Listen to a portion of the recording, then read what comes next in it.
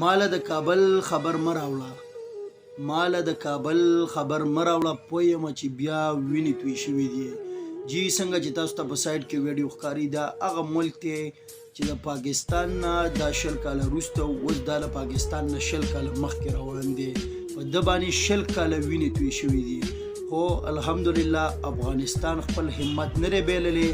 چې څنګه تاسو ته معلومه ده د دین یو څو ورځې مخکې یو ویډیو راغلی و د افغانستان نه یو سوپر کار جوړ کړی موټر جوړ کړی چې ډیر زیات قیمتي ګاډی جوړ کړی نو اوس دغه رنګ دا بل ویډیو رااله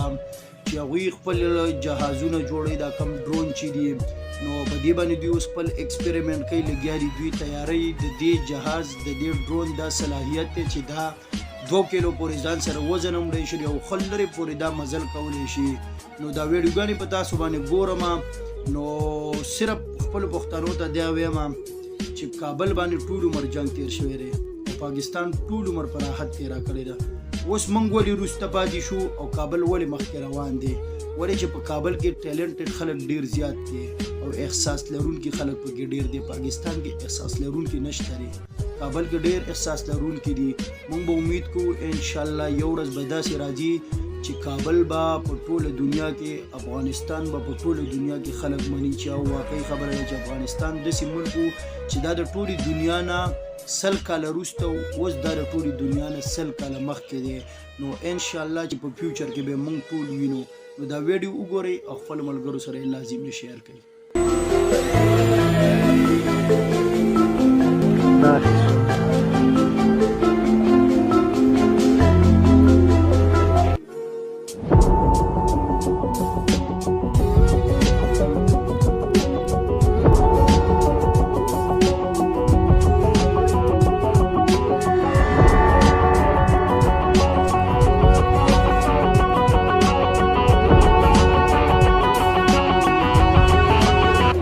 از طیاره هایی است که تیم ما ساخته دیگه قابلیت پرواز را دارد و میتونه تا ساحه 2 کیلومتر پرواز کنه